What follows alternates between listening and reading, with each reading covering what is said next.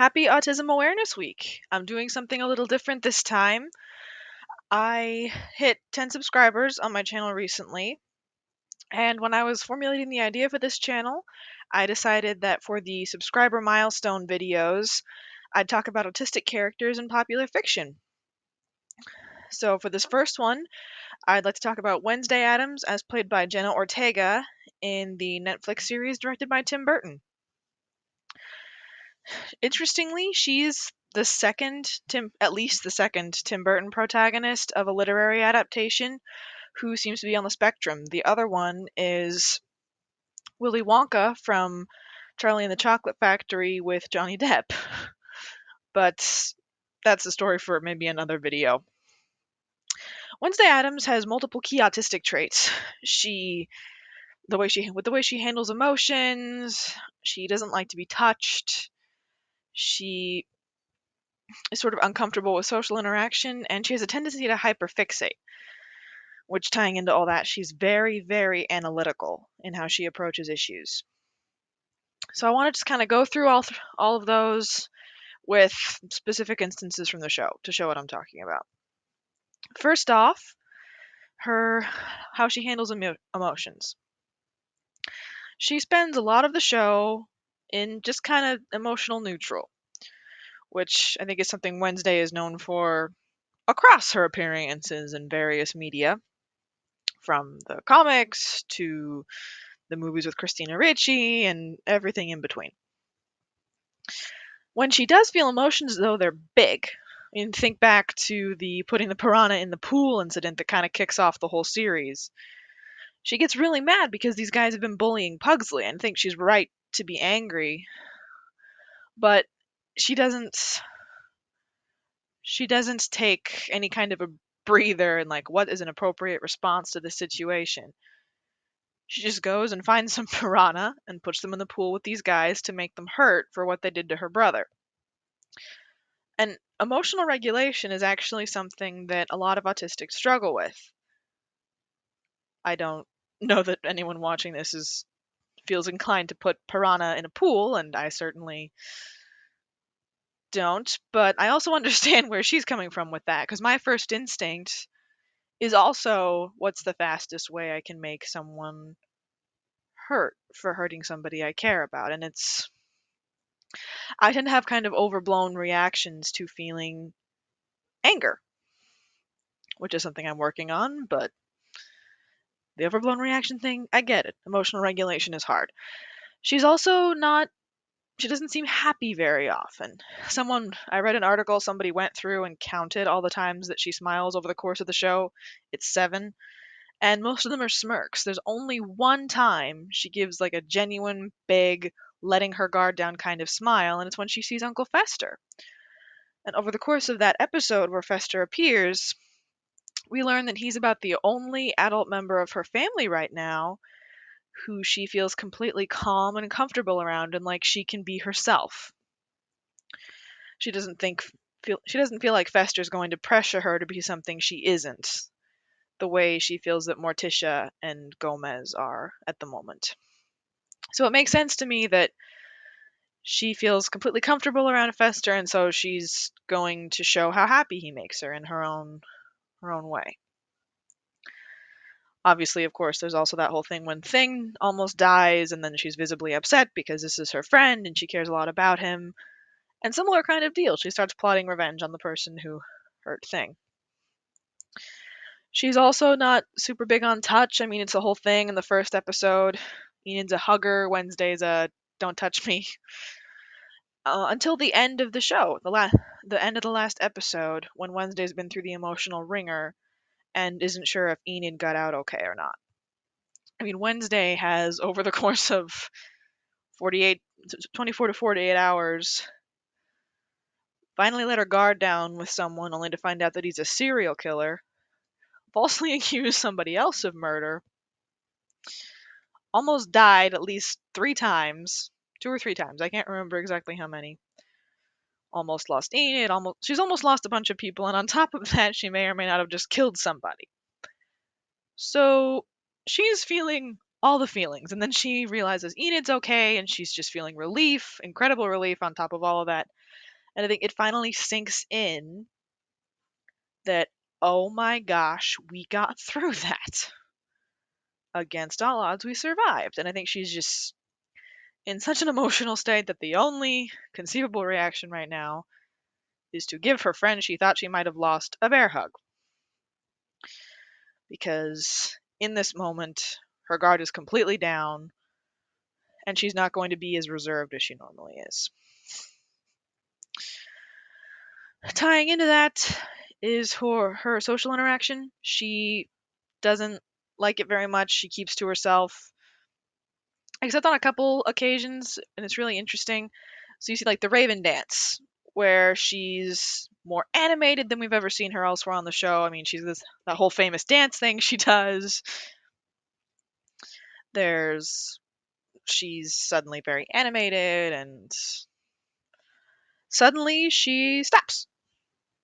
She goes off into her room, takes 5, sits by herself, has a little conversation with Bianca, but mostly just sits quietly and recharges, and then she can go back in and party a little more and be just in time for the whole fake blood incident. And I think that's something I've done at parties, not the pig blood thing, but I'll be super animated and happy and talking to people, and then I need to take 5. There's a very limited amount of time where I can mentally handle that amount of interaction with other people. And then I have to go into a quiet room or step outside or something like that so that I can recharge. Otherwise, I'll be a mess for the rest of the day. No one wants to see that. I don't want to experience it. But then I can go back and I can have fun again. It really depends on the situation. But that little taking 5 she does definitely points to it's it's a trait that I recognize in myself as part of having autism. So there we go. As far as friendships go, she has a dichotomy that I definitely relate to, and I think there's other people who can relate to that also. As far as, like, she wants to connect with people, she's just not quite sure how, and she's not going to bend over backwards to do it.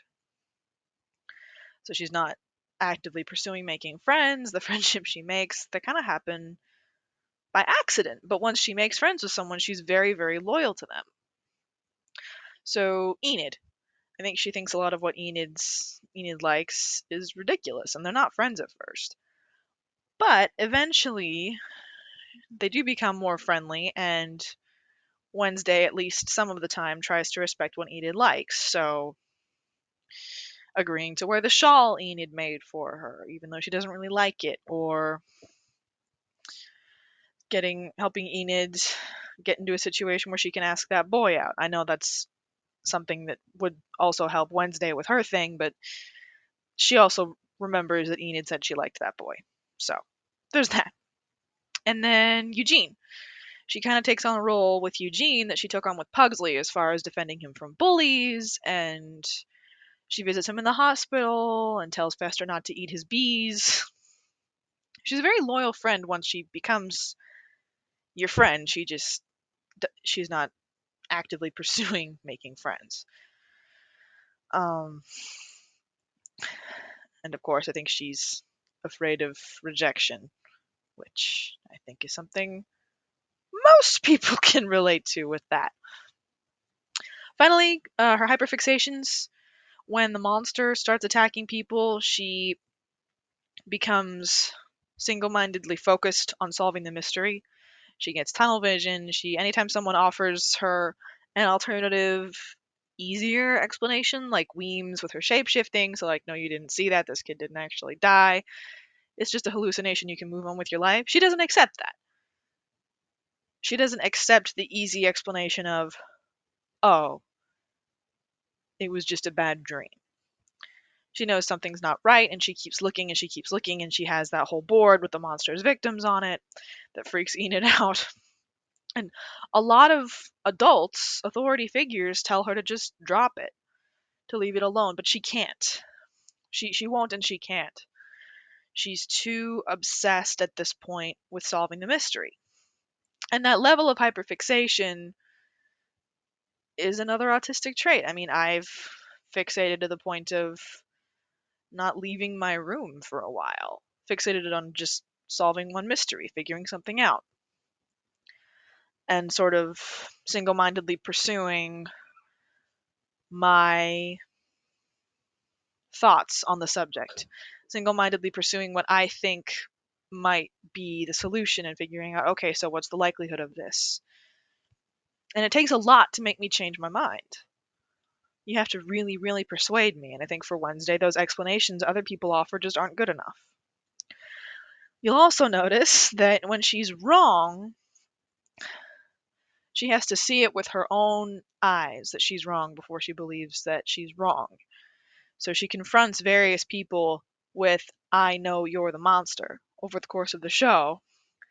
And then she realizes she was wrong and confronts somebody else with, I know you're the monster.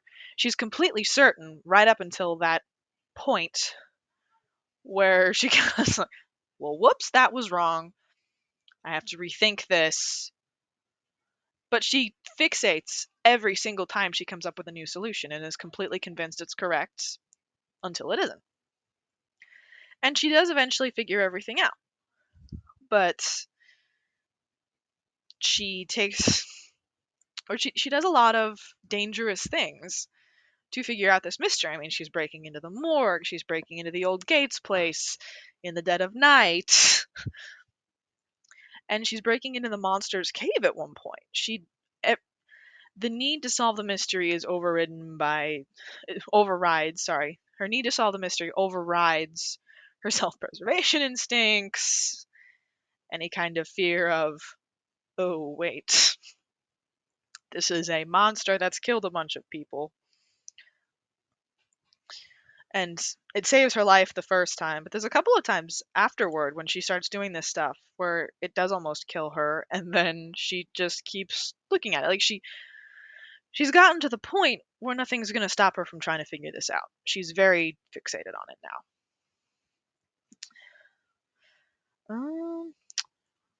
That's about it for her autistic traits. The way she handles emotions certainly indicates autistic traits.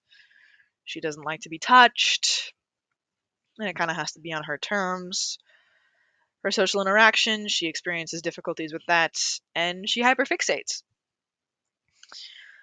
And I know for me watching this show, and I think for some other people I know who exhibit autistic traits, like this show helped. Like I felt very seen watching this show.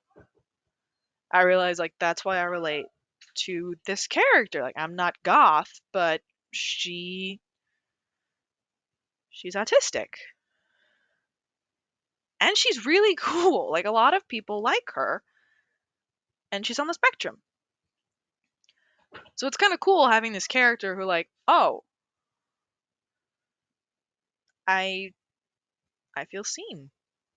So that is what was really cool for me watching the show, and I think from what I've heard from other people, there's a lot of people out there I think who can relate to that. In different ways. Like you might have felt seen watching the show for a completely different reason.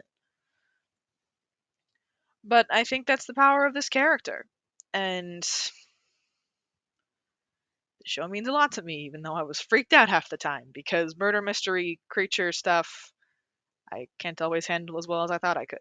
But I was pushing through because I thought it was worth it because this character's cool. And if you haven't watched the show yet and you made it to the end of the video, my apologies, you got a bunch of spoilers. But seriously, go watch the show.